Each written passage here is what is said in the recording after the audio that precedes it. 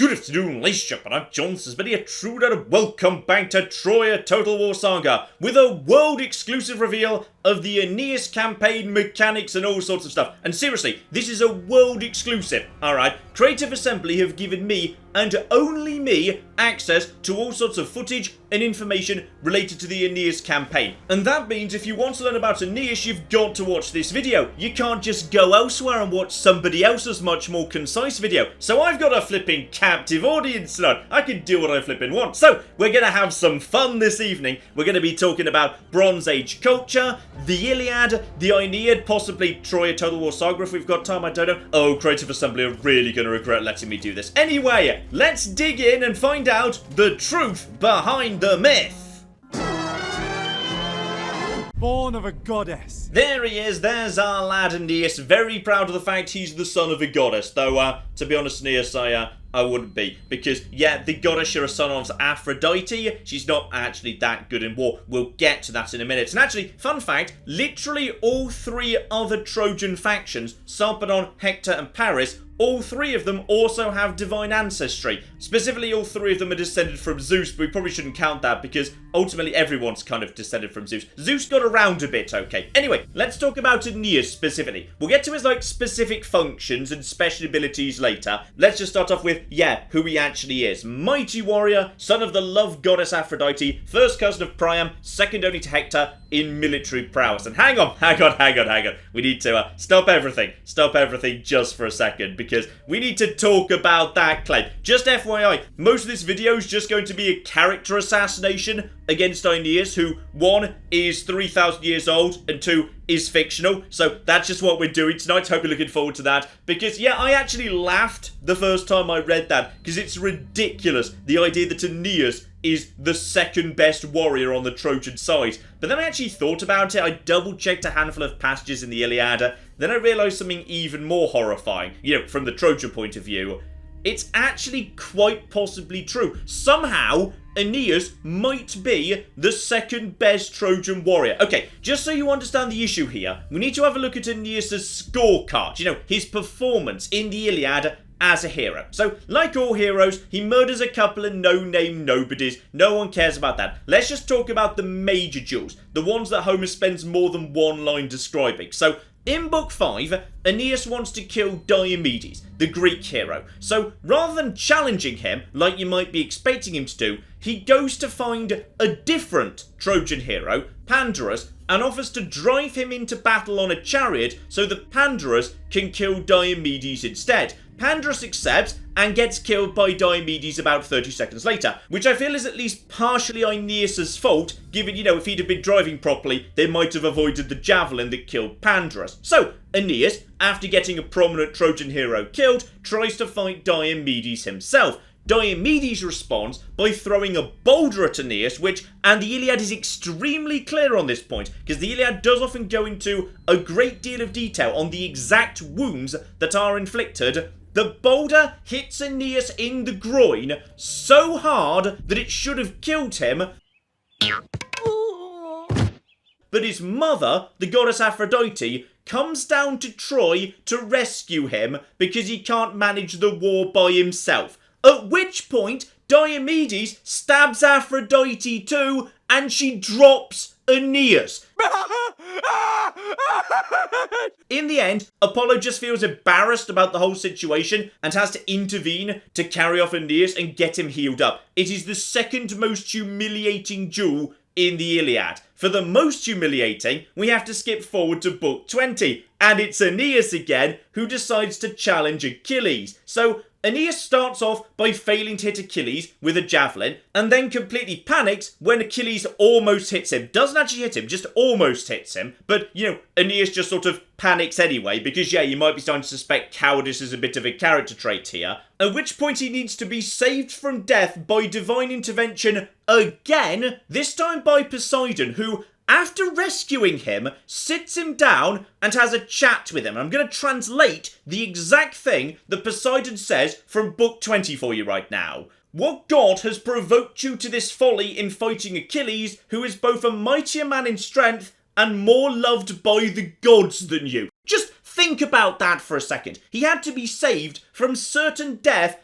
And then the gods decided to give him a lecture about how stupid he was to attack someone who was so much stronger and more popular than him. Though weirdly, Poseidon does go on to also say, wait until Achilles is dead, then you can start going into battle properly again, because then you'll be the most mighty hero on the field and no one will be able to stand against you. Which suggests to me that Poseidon wasn't paying attention during Book 5, because Diomedes completely kicked Aeneas' ass, but okay, fine. Poseidon was just busy and didn't see that. So yeah, Aeneas not doing so hot. And this guy is somehow, quite possibly, the second best warrior the Trojans had. Yeah, the Trojan War was a bit one-sided. Honestly, it would have been over in weeks without repeated and thorough divine intervention to prop up Troy. Anyway, actually, you know what? This isn't good enough. I'm not accepting this. We need to go over to the alternative, because right now on screen, there is another name. Another name that I think has a much better claim to be the second best warrior in the Trojan army, and that is Sarpedon. Mighty, mighty Sarpedon. Because during the battle books in the middle of the Iliad, when the Trojans are actually, doing well and not, running away, failing and being carried off by gods, the Trojans actually chase the Greeks right back to their ships and almost win the war in a single day. And who's on the front line when they're actually winning? Who actually tears open the first breach in the Greek walls? Who's the first man through? It's Sarpedon. Where's Aeneas during this? No clue. The text doesn't even bother to mention him. He's a non-entity. Basically, hashtag Team Sarpedon. Anyway, let's get back to gameplay, because yeah, Aeneas has got something a bit interesting going on, which is, officially, as the Lord of Fertile and Prosperous Dardania, he's actually commanding vast numbers of conscripts, meaning he's bringing such fun toys as the Dardanian Mob and Dardanian Rabble, meaning he's kind of a little bit Skaven-y, fascinatingly, because these troops have got the always useful expendable tag on them, so if they happen to break, it kind of doesn't matter. Doesn't pass on any morale penalties to anyone else around them, so you can just toss them into the battle and leave them be. But unlike Skaven slaves, they don't have terrible morale. In fact, actually, the contrary. The game says for their price, they've got really, really good morale. So, yeah, that's actually going to be a really useful tool in a game that is all about pinning the enemy, getting around the back of them, flanking, being more important than it's ever been before. So just toss those cheap troops straight in the front line, then get your good lads round the rear. Aeneas is going to be really strong there. Fun thing though, out of interest, I did actually go and check the Iliad to see if there was any evidence or supporting text to suggest that, mythological Aeneas did bring more troops than anyone else to Troy, and I think this might just be an invention, because I checked the catalogue of Trojan allies in Iliad Book 2, and Aeneas is there, of course, but it doesn't make any mention of the fact that he brought more troops than anybody else. In fact, I think there might be more mentions of Sarpedon bringing loads of Lycians than Aeneas bringing the Dardanians, so okay, Aeneas has basically just had a bit of a PR campaign done in his favour. And finally, of course, yeah, down at the bottom, just in case you don't know your Aeneas myths going on here, yeah, the reason the gods kept saving him despite his complete cowardice and incompetence is because there was a greater destiny in mind for him. He has to flee west, becoming the new leader of the Trojans, setting up in Italy, where of course the Romans would claim that he was the ancestor of Romulus and Remus, who would go on to set up Rome down the line. And gameplay-wise, the fact that he's, predestined to survive means he's going to be immortal. If he actually gets himself killed in combat, he'll just be wounded, presumably like a legendary lord in Warhammer 2, he'll be back a few turns later. Really fun thing though, by the way. Obviously, we know that Aeneas, even in the very earliest epics, was famously going to survive Troy, naff off elsewhere with the survivors of the Trojan race, and set up somewhere as their new leader. And in the Aeneid and in lots of Roman tales down the line, they'd say, oh yeah, it was Rome, he was going to set up Rome. But of course, when the Iliad was written, when lots of the epic cycle was written, Rome either didn't exist or was so tiny that nobody in this part of the world would have known about it. So where was Aeneas supposed to be going in the original epic cycle? And hilariously, we don't know, because it's not mentioned in the Iliad, because, okay, more fun facts. Okay, you're just going to learn a lot about history today, alright? Lots of myth, lots of history, lots of classics. I've got the opportunity to talk to you about classics today. We're going to be taking advantage of it. So, the entire mythic cycle is not just the Iliad and the Odyssey. Those are the bits we've got. There were loads of other bits of the epic cycle covering other bits of the Trojan War, because the Iliad just covers a handful of pivotal days. It doesn't cover the whole war, not even close. So, for example, as weird as it is to think about today, The Iliad actually had a direct sequel back in the day. It was called the Aethiopis. We don't have it anymore, like a couple of lines of it have survived. We know from mentions dotted about that it was about the arrival of the Amazons during the Trojan War, and it included the death of Achilles. Then that had a sequel, the Little Iliad. Don't laugh, it was called the Little Iliad. It was very short, that was just its name. So yeah, that was the aftermath of Achilles' death. That covered the Trojan horse. And then we had the Eleupersis. Now that's the interesting one, because that involves the destruction of the city of Troy. And that would have included Aeneas escaping and going somewhere. Presumably, that would have told us where Aeneas was originally supposed to go before the Romans retrofitted the myth to serve as a creation myth for themselves. But as far as I'm aware, I can't find any evidence that anyone in any ancient source actually mentions where Aeneas was supposed to go. Probably Italy. Lots of people go to Italy in the end. Like, Diomedes goes and lives in Italy. Loads of surviving heroes live in Italy. So it probably was Italy. It just probably wasn't originally supposed to be Rome. And finally in this section, yeah, we've just got ourselves the victory conditions for this campaign. So, naturally for the total war victory, which is presumably the long campaign, given 120 total settlements is, yeah, that's a lot on this map, which appears to have about 150, or thereabouts. That's going to be the long campaign victory. Though, nicely, the game isn't too fussy about particular settlements. Warhammer 2 arguably went a bit far with, yeah, being very prescriptive about which exact factions had to die, even though sometimes you might accidentally find yourself being friendly with some of those factions in the early game. But yeah, on this occasion it's just, make sure you own Troy, make sure you get some revenge on Mycenae, and, oddly for Aeneas, make sure you've taken Knossos, which is, yeah, that one's really weird, because in Aeneid Book 3, Aeneas actually specifically tries to settle on Crete. To which the gods basically immediately say, no, you're not allowed to settle there, naff off. Like, they literally start spreading plague and sending dreams to Aeneas saying, no, you're not allowed to be on Crete, this isn't supposed to be for you, keep going, go somewhere else. But yes, apparently I'm supposed to just,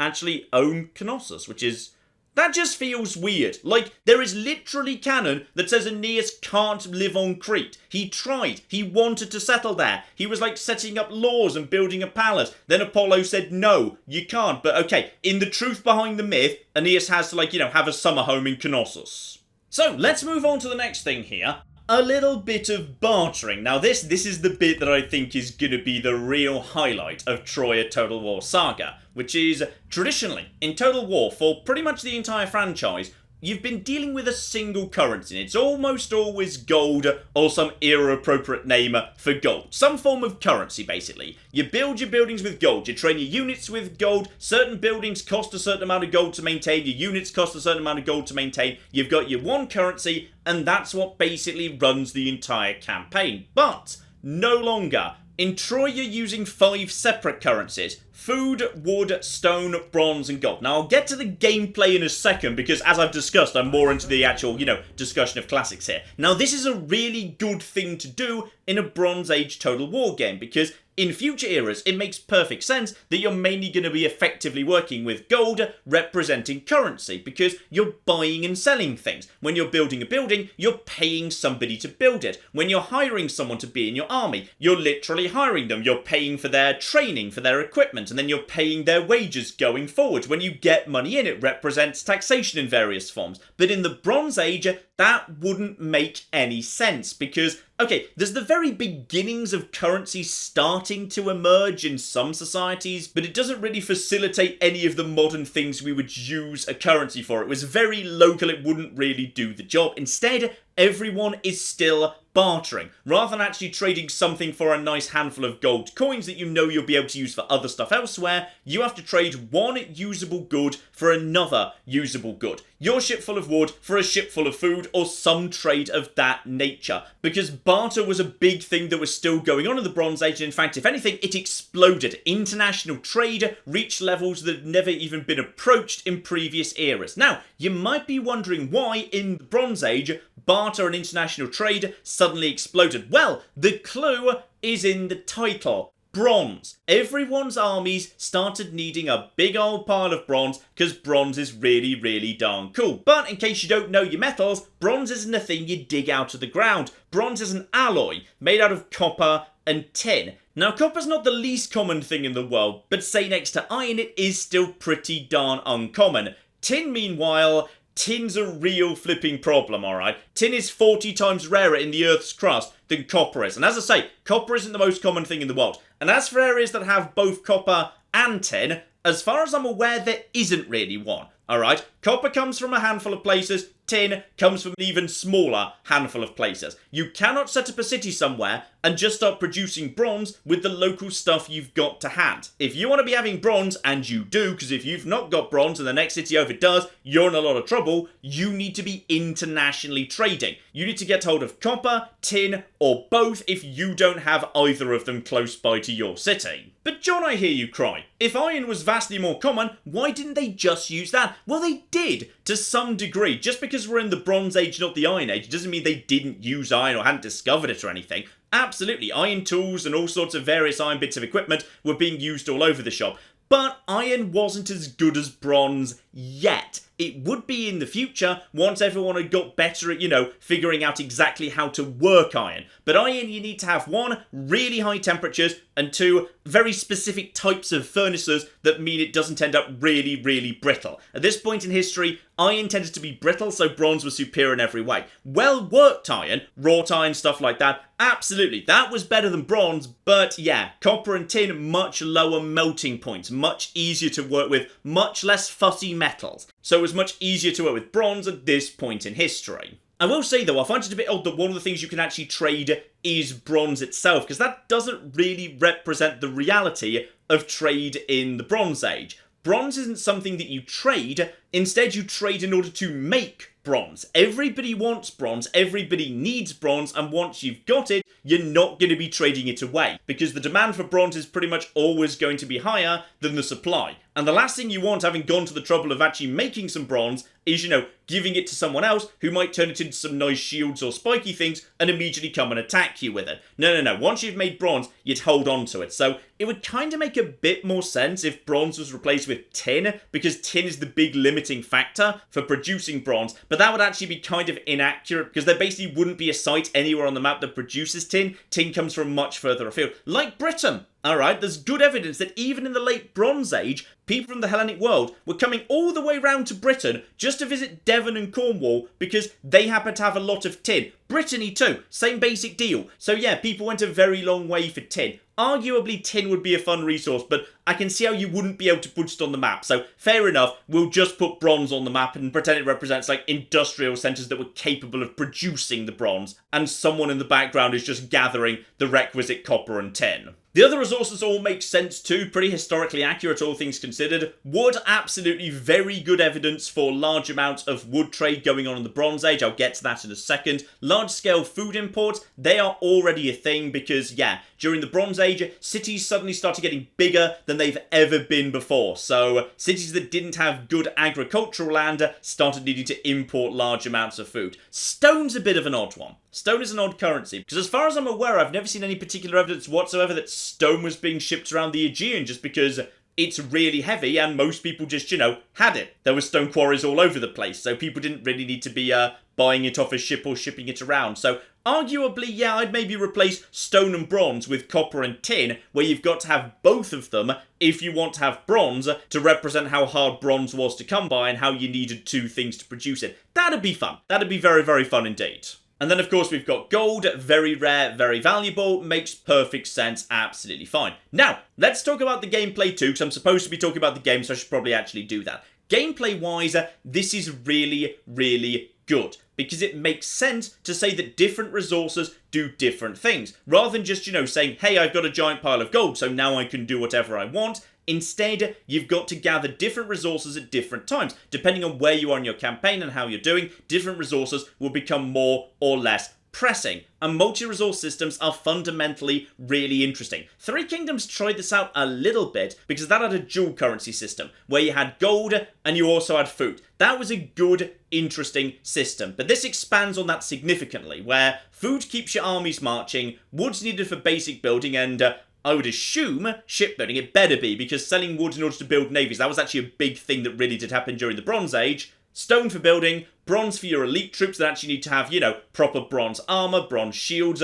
bronze-tipped spears, all of that good stuff, and gold for all sorts of high-end stuff, religious rituals, hiring agents, certain high-tier buildings, various other bits and pieces. And that's good. That's a good system because it provides a good incentive to expand, not just to paint the map or go after the next town over, but instead to prioritise going after prominent sites that provide a currency that you need most urgently right now. And looking at the map right here, it would appear that we've got a system a little bit like Three Kingdoms or Thrones of Britannia, where each sub-region does a specific thing. Capitals are heavily armoured and have lots of building slots, but the sub-regions have a certain thing that they just fundamentally do, where they are food producing, wood producing, bronze producing, stone producing, or gold producing. And even more excitingly, just looking at the maps that we've seen so far, it does rather appear that resources sort of cluster together. So around Troy, for example, there is no shortage whatsoever of food and wood. Absolutely flipping loads of that all over the shop. But some other resources, they're a little bit harder to come by. There's not much gold.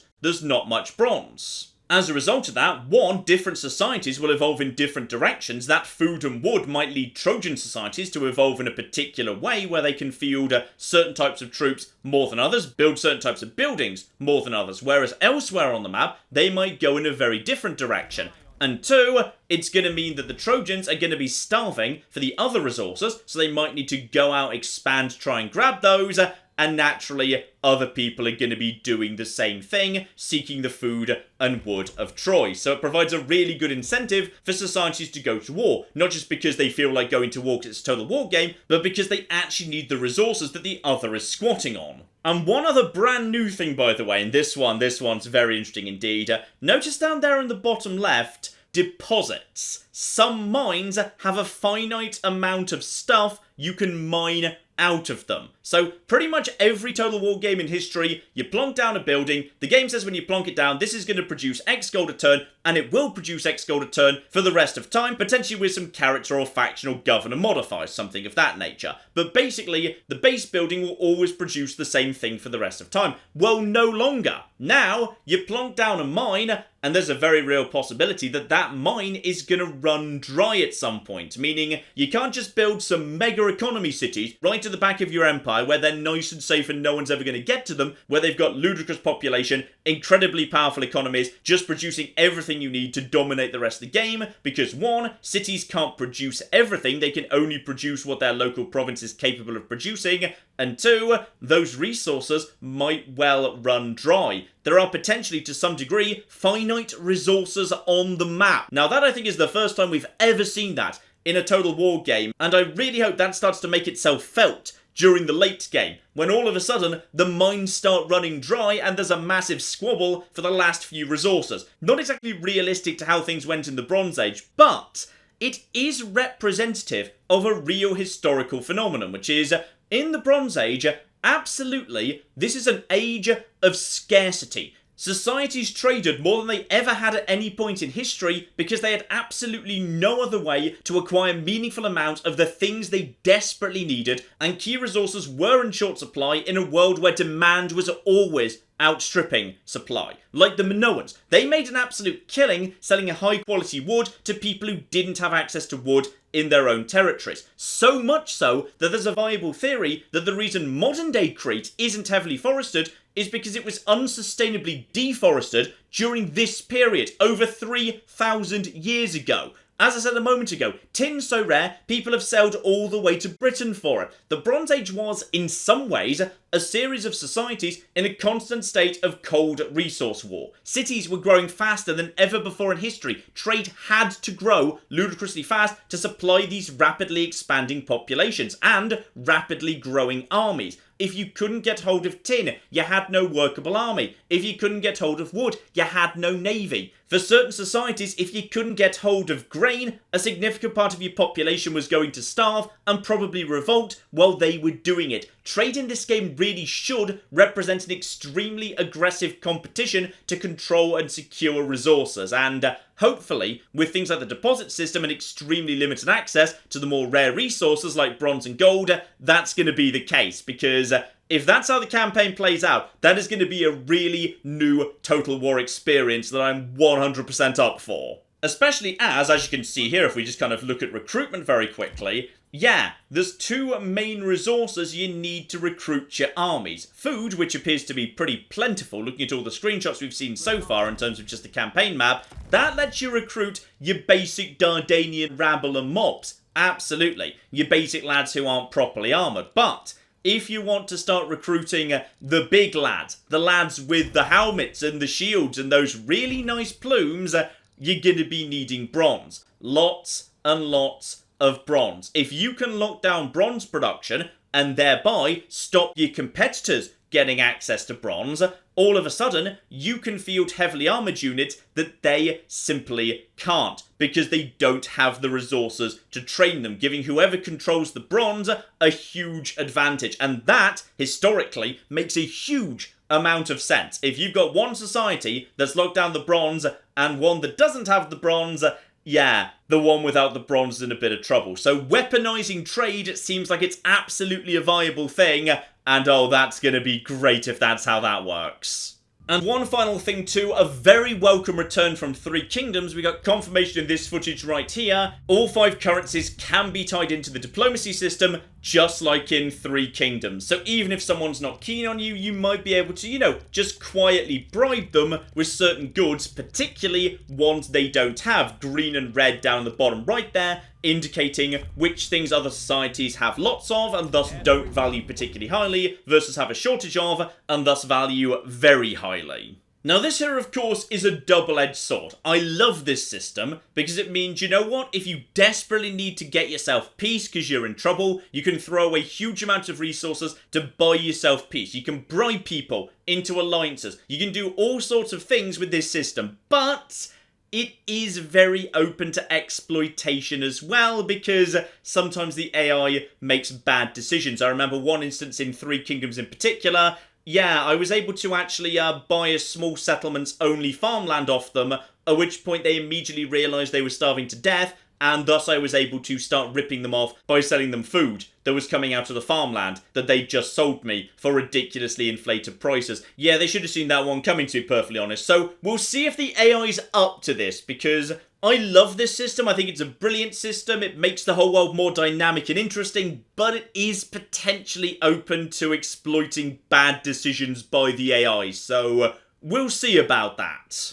This, to my mind, by the way, if I had to guess, is the big thing that's being tested here, because do keep in mind, this is a Saga game, and the whole point of the Saga games is to test things. The big thing that was tested in Thrones of Britannia, say, was the recruitment system, where units, when recruited, started off really weak, but then had to replenish up to full strength. With some improvements to it, that worked really well in Three Kingdoms. Now, previously in Three Kingdoms and Warhammer 2, we've seen some experiments with dual currency systems, whether that's food and gold in Three Kingdoms, or a unique currency for each race in Warhammer 2. Food for Skaven, influence for High Elves, slaves for the Dark Elves, etc, etc. So this feels like a massive expansion in that experiment, the first time we've ever had 5 whole currencies, and if they can make it work with some refinement, I would love to see this in the next main entry in the Total War franchise. This is the one thing to really watch about this game, by the way, because I suspect this is going to be a real game changer. Other than that, just going back to the footage of the buildings for a second, because yes, sorry, I should say,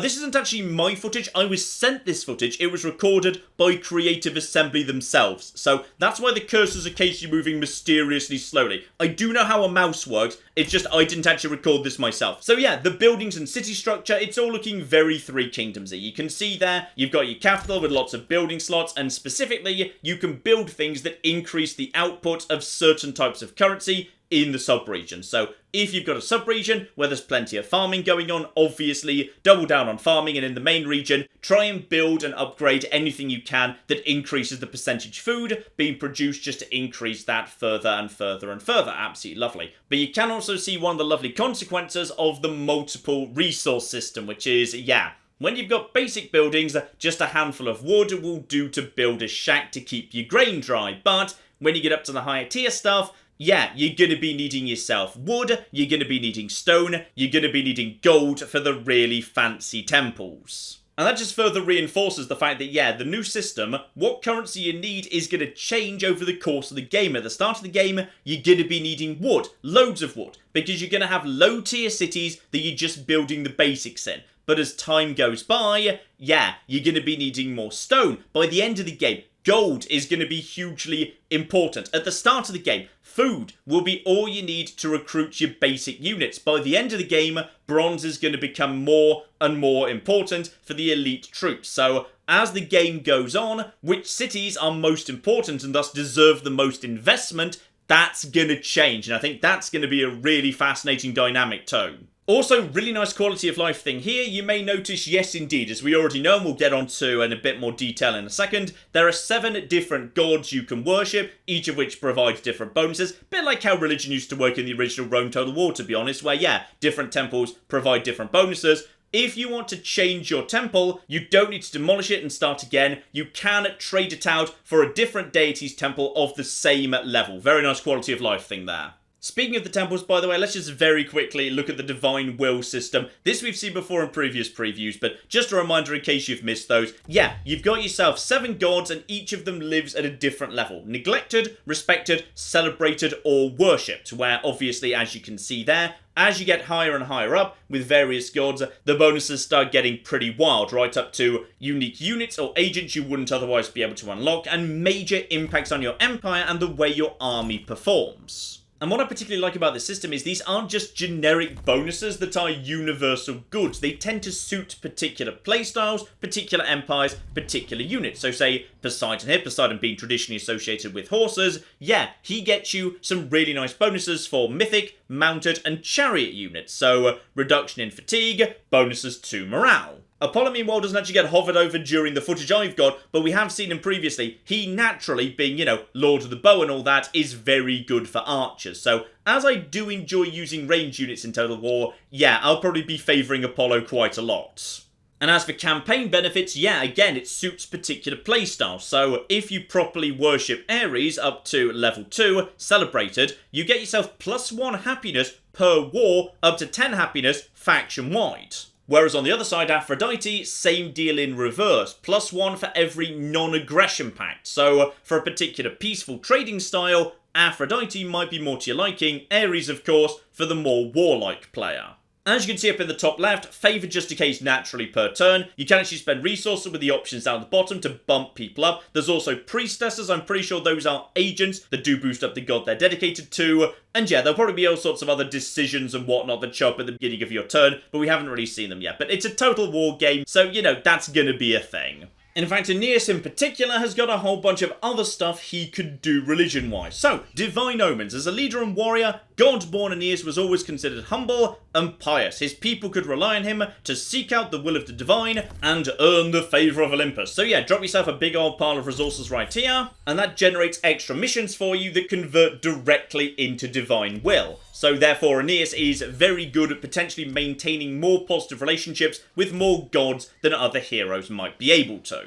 But can we just roll back for a second here? Just roll back here. So Aeneas was always considered pious. Yes, piousness. Okay, I'm about to character assassinate Aeneas some more. So let's talk about what piety actually means when we talk about pious Aeneas, which is the big thing he's referred to as in the Aeneid. And that basically refers to the fact that he pays a lot of care and attention to his family, his religion, and his society. Okay, bring up the 16th century painting covering Aeneas fleeing Troy on the night it fell, as would have been covered in the Iliu Persis and is covered in Aeneid Book 2 via a flashback. So what we're seeing here is Aeneas honouring his family, his religion, and his city. He's honouring his family because that's his father, Anchises up on his shoulders. That's his little son, Ascanius, by his legs there. And that's his wife, Creusa, just behind him. He's honouring his religion because Anchises is carrying the Penates, the household gods that need to be got safely out of Troy. You could argue that, Anchises is doing that rather than Aeneas, but whatever. And he's honouring his city by abandoning it, even though in the background temples are literally being raided. I mean, he will absolutely join it with some other Trojans later. I feel like maybe we could have, pictured one of them, but whatever. Anyway, just keep that in mind. Keep that particular picture in mind as we go over to a Roman painting that was found in Pompeii, showing the same scene. And we've again got ourselves Aeneas, Anchises up on his shoulders, Ascanius holding his hands, but oh my!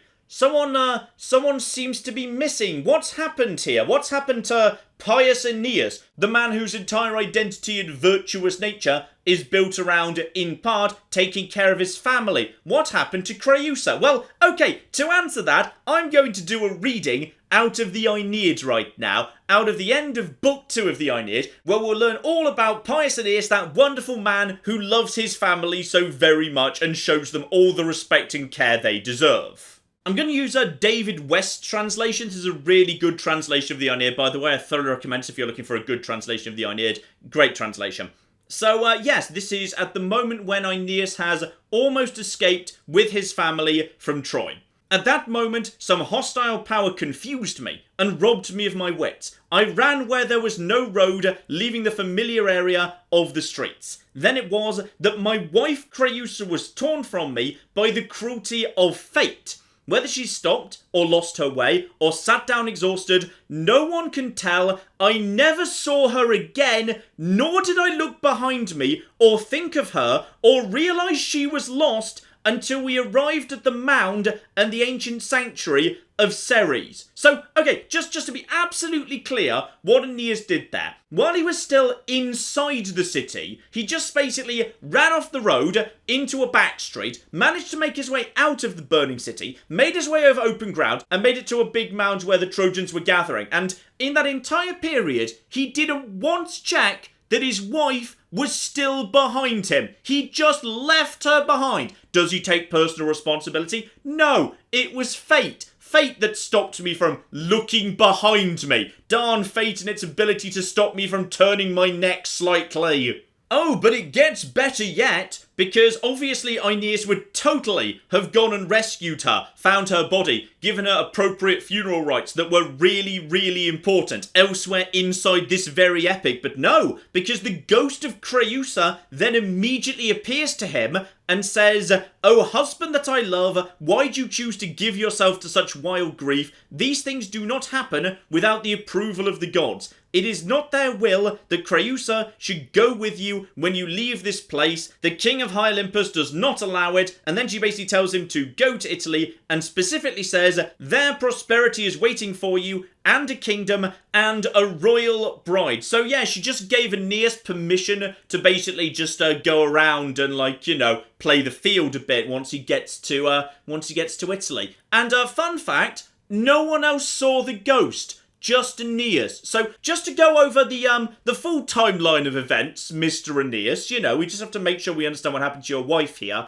You were basically fleeing a burning city. You decided to start sprinting into some dark back alleyways. You forgot your wife was there, and when you realised she wasn't there, you didn't attempt to rescue her because a ghost appeared to you and only to you, saying, "It's okay, don't bother rescuing me. Also, it's totally okay if you want to go and have sex with the Queen of Carthage and then some other people too. That's a-okay, you go, Aeneas." And, okay, I'm not saying that Aeneas intentionally left his wife behind because he wanted to just go around the Mediterranean having sex with every queen and princess that he comes across, which he pretty much does, yes. And I'm not implying that, in fact, he might have murdered her himself. I'm just saying that Occam's razor is something he could have stabbed her with, yes. Oh yeah, pious Aeneas, the man who could be trusted to do the will of the divine and to earn the favour of Olympus. Aside from that one small year where he decided he was going to shack up with Queen Dido of Carthage and forget about Italy because he was having too much fun sleeping with the Queen of Carthage. For a year! An entire flipping year he did that. The gods had to go down and remind him he was supposed to be getting on with founding Rome. Yeah, pious Aeneas, whatever. And one final unique mechanic here, the Stygian voices. So yes, Aeneas has the ability to talk to the dead. He can learn from those who have crossed the river Styx, and while some consider speaking with the dead an insult to the gods, the benefits gained from such forbidden knowledge are undeniable. If you've never heard of any of the people on screen right now, by the way, don't worry, they're fairly minor, obscure mythological characters. Overwhelmingly, these guys are basically founders of Troy from a few generations before now, which is why these ones are unlocked, because yeah, Aeneas has to actually, like, find their tombs or something before he can start speaking to them. So these are just all his distant ancestors. And gameplay-wise, you can see what's going on here. So, yeah, if you decide to commune with the dead, then the gods aren't happy, so Favour of All Gods drops by -10 in terms of Divine Will, which is pretty significant. That's the same it decays on a daily basis. And -5 happiness, faction-wide, for 2 turns. So, again, not nothing, but if you've got plenty of spare happiness, honestly, that's not the worst thing in the world. As long as happiness doesn't hit, like, -100, it's fine. So that shouldn't be a major problem unless you've already got a happiness crisis going on. But yeah, then you get yourself a variety of big benefits. I'm gonna be honest, the effects don't look spectacular in terms of, like, Favour of the Gods, -10 across the board. That's, that's a lot of favour you've just lost. An entire 70 if you're trying to work on all 7 gods. Though, honestly, you're probably going to be working on, say, more than 3 or 4 at any one time. But, yeah, recruit rank for heroes, +1, and aura size for hero. I mean, that's not spectacular. Dardanus is not so bad. +10% food faction-wide and a bit of movement range, but only at sea. That one's okay. I'd say that one's probably worth considering. Plus, of course, yeah, a bit of a jump of food as a one-off. So, if you happen to need food in an emergency, that one's okay. But then you've got 10% construction cost for all buildings, which seems a bit underwhelming. And Master Charioteer Ancillary, which is, again, sort of fine, but just a slight increase in chariot speed for one character. I don't know, these just seem a little bit on the underwhelming side to me in terms of the actual effects, but maybe I'm underestimating them a bit. But.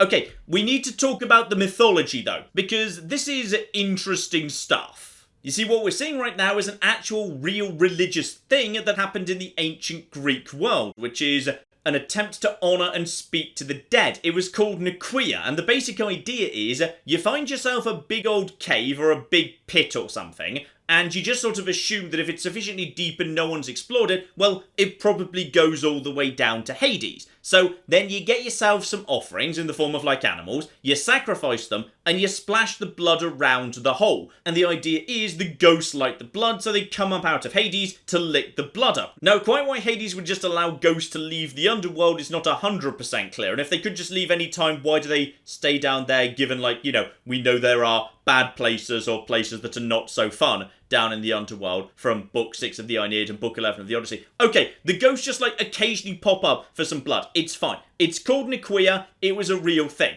And it happens in the Odyssey. Odysseus does this in Book 11. He tosses some blood into the Hell Pit, and he does it so that a couple of ghosts come up because he needs to speak to a few dead people to get some advice. Aeneas, however, does talk to the dead too in the Aeneid, but he doesn't do it with a Nicaea. He does it with the other way of speaking to the dead, which is the catabasis, which means the going down, where rather than summoning ghosts to him by splashing some blood around a hell pit, he literally descends into the underworld to meet ghosts there. Like Heracles, or Hercules in the Latinized form does. Or Orpheus, he does that too. So he does a catabasis, where to speak to the dead, he actually goes down into the underworld to speak to them. At no point during the Aeneid does Aeneas do a Nicaea, which is, let's be honest, effectively just necromancy. So I find this a bit of an odd mechanic, especially as, yeah, you actually unlock more people by finding their tombs. So all of a sudden it doesn't feel like a Nicaea either. It feels more like pouring libations on a tomb, but there was no Greek tradition you could summon a ghost by pouring blood on their tomb. You had to go to a hell pit to do it, because that was how the ghosts got out to get to the blood. They came up the hell pit. This is all in Odyssey Book 11. So yeah, this is a bit of a weird one, because yeah, if you're doing an Nicaea, you ought to actually normally, go somewhere. We're not 100% sure where, by the way. Like, in Odyssey Book 11, it's really not clear where Odysseus went to find the hell pit. The text says he went west and found the Cimmerians. Now, the Cimmerians, if we believe Herodotus, are Scythians, but that would mean he's probably going up to somewhere like the Crimea, but that would involve going east and north. So, if he's going west, where's he going? Well, the text says he has to cross the river of Ocean because the Greeks believed there was like a single massive river around all the land masses in the world, which was slightly confusing. They weren't very good at drawing maps, the Greeks, to be perfectly honest. So, what river is that? Does that mean the Atlantic Ocean? Did he have to go to the Strait of Gibraltar? Or did he need to go beyond that river? So, like, America? Did Odysseus have to go to America? Was this a fictional island that happens to exist roughly where America is? Did Odysseus visit Ulthuan? It's very unclear. But anyway, he went to some magical place where there was a hell pit to do this. Aeneas doesn't do that. He, presumably just pours blood on tombs, like some form of ghoulish libation-bearing necromancer. I'm not sure. But anyway, he can speak to the dead, but no one likes him doing it because it's weird. Though one thing I do really like that's not mentioned on this screen, but was mentioned back on the original character selection screen, yeah, as important heroes die in the war, you can converse with them too. So yeah, if important characters die, presumably on the Trojan side, because the Greeks wouldn't have too much to say to you, yeah, all of a sudden, you can actually keep having a nice chat to them, which is lovely. So that's kind of fun. Right, that's it. That's all I've got. That's my character assassination of Aeneas. So basically, yes, Aeneas is not pious. He's an incompetent warrior. Don't pay any attention whatsoever to the last 6 books of the Aeneid that say he's an amazing super fighter. He's not, and the last 6 books of the Aeneid are boring anyway. That's what's so good about my file version of Virgil's Aeneid, by the way. It's only the first 6 books, because no one cares about books 7 to 12. Seriously, I'm a classicist. You can take my word on that. Just don't bother with books 7 to 12. They're dull. That's Troy, a Total War Saga, the world-exclusive reveal of Aeneas and some other stuff, because I enjoy talking about classics. So hopefully you enjoyed me talking about classics. Yeah, Troy, Total War Saga, coming out pretty darn soon. They're just sort of giving it away on launch day, which is certainly an interesting strategy. Be very interesting to see how that works out for them. Probably the big thing I think is worth watching for is, yeah, the new economic system. Because if a multi-resource system works really well, that, I think, is going to be the big experiment. That's going to be what we're seeing in the next main entry in the Total War series. So, worth keeping an eye on that. We'll be seeing a bit more of this when I can get my hands on it properly. And by properly, I mean, like, at all. Because, as I say, this wasn't my footage, it was somebody else's. So, when I can get my hands on it, like, at all, we'll bring you a bit more of the campaign, ladies and gentlemen. But in the meantime, I've been John. This has been many a true nerd. And this has been Troy at Total War Saga. Thank you very much, and goodbye. This guy's enjoying that. This guy's enjoying his elephant a bit too much. Oh my god. In Fair Verona, we set our scene. Oh my god, Becky, look at her butt. It is so big. They've managed to glitch inside one of the buildings. Elephants in the rear! And then in come the chariots!